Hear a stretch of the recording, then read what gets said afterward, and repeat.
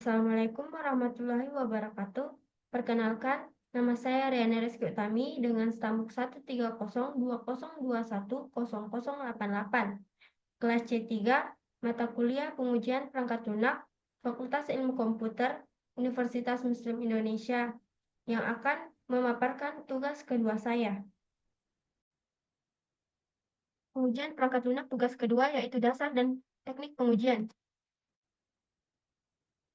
Tugas pertama ada gunakan setiap tahapan dari teknik pengujian Whitebox untuk diterapkan pada studi kasus Anda, serta buatlah kesimpulan dari tiap tahapan. Yang kedua yaitu pilihlah dan analisa teknik pengujian Blackbox yang tepat diterapkan pada studi kasus sesuai spesifikasi kebutuhan, serta jelaskan alasan beserta simpulan dari hasil analisa Anda. Pengujian Whitebox yang pertama ada P-testing. P-testing bertujuan untuk memastikan bahwa setiap jalur dalam kode program telah diuji.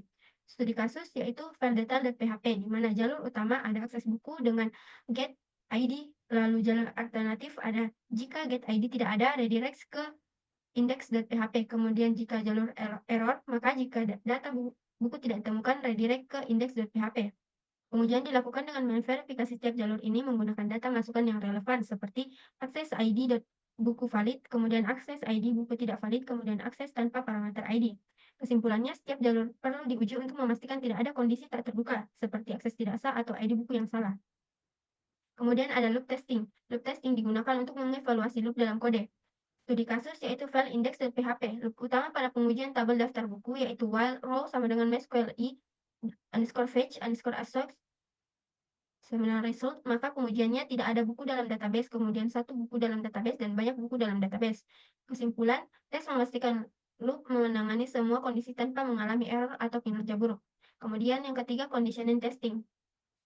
Pengujian pada kondisi logika, di mana studi kasus yaitu file pinjam.php, kondisi seperti if is set, session login member, redirect jika pengguna belum login, kemudian if is set get ID, redirect jika parameter ID tidak ada, kemudian if result sama dengan num rows sama dengan 0, redirect jika tidak ada buku ditemukan. Kemudian pada pengujian, pengguna tidak login lalu mencoba meminjam buku. Kemudian yang kedua, pengguna login namun ID buku tidak valid. Yang ketiga, ID buku valid dan data sesuai. Kesimpulannya, semua kondisi harus diuji untuk memastikan logika aplikasi berjalan dengan benar. Kemudian data flow testing berfungsi untuk memeriksa penggunaan dan alur data dalam variabel. Studi kasusnya pada file login.php, variabel username dan password. Penggunaan dibaca dari input pengguna divalidasi terhadap database. Pengujiannya input valid, input tidak valid, dan SQL injection atau uji keamanan. Pada file pinjam.php, pada variabel data dideklarasikan setelah query ke database digunakan untuk menampilkan data buku. Pada kesimpulannya, tes memastikan alur data aman dan bebas dari kerentanan seperti SQL injection. Kemudian ada statement testing, menguji pernyataan atau statement dalam kode setelah eksekusi setidaknya sekali.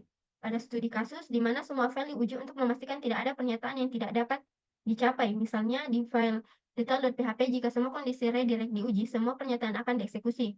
Kesimpulannya, tes ini memastikan bahwa tidak ada pernyataan dan kode yang tidak digunakan atau tidak teruji.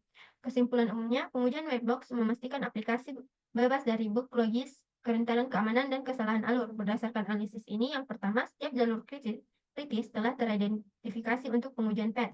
Kedua, loop diuji untuk efisiensi dan batasan. Kemudian yang ketiga, kondisi logika diperiksa untuk semua skenario yang mungkin terjadi.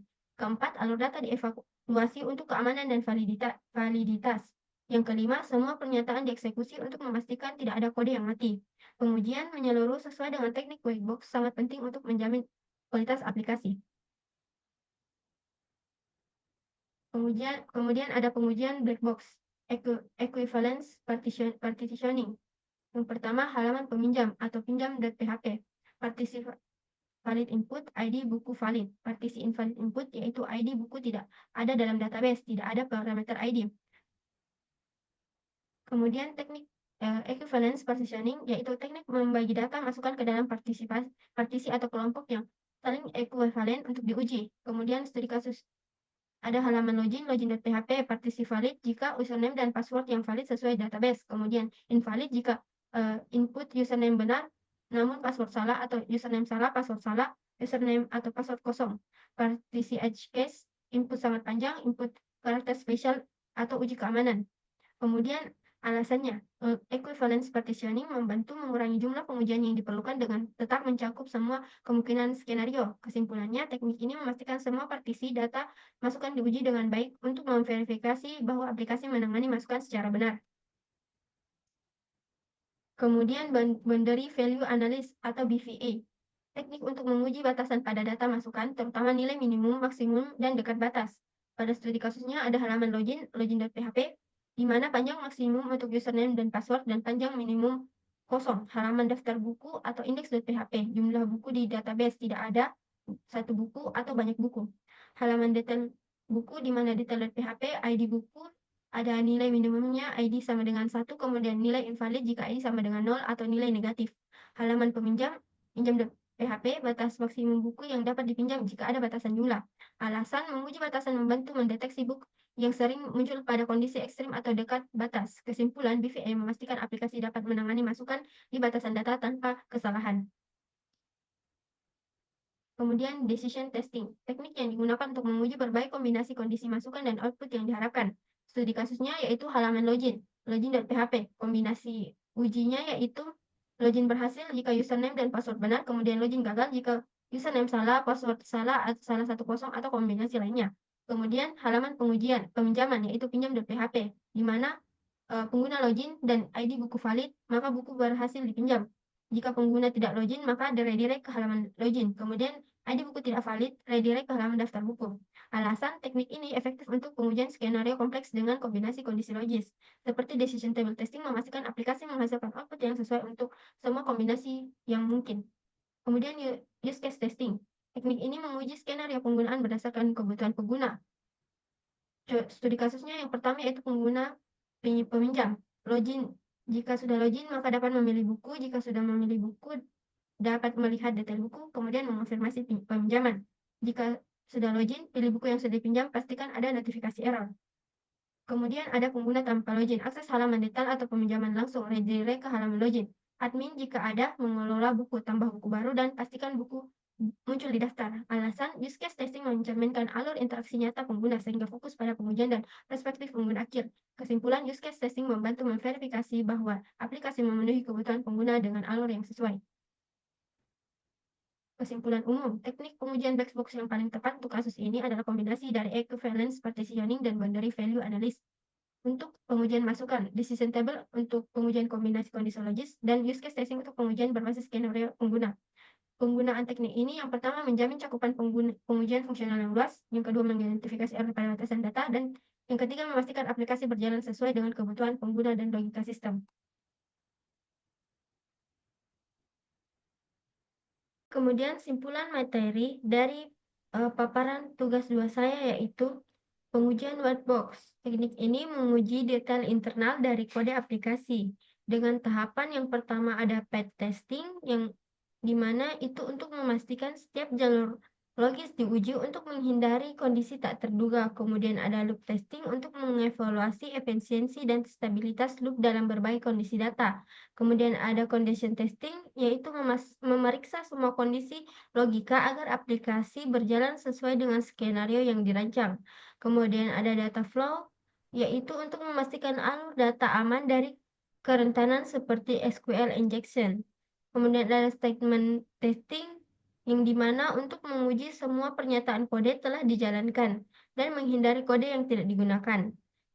Pengujian whitebox ini memastikan aplikasi bebas dari bug logis, aman, dan memiliki alur yang benar.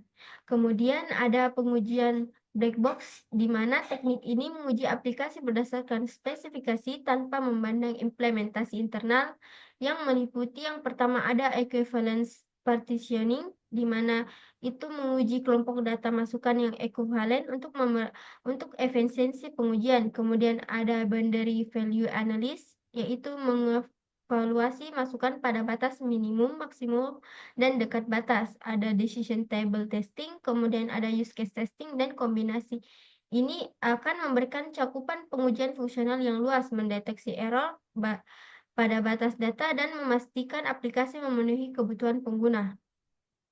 Kemudian closing statement-nya yaitu teknik pengujian perangkat lunak baik white box maupun black box adalah elemen penting dalam memastikan kualitas, keamanan, dan kehandalan aplikasi. Studi kasus ini menunjukkan pentingnya pendekatan terstruktur dalam setiap tahapan pengujian, dari logika kode hingga interaksi pengguna. Dengan implementasi pengujian yang komprehensif, aplikasi dapat memenuhi kebutuhan pengguna sekaligus menjaga stabilitas dan keamanan.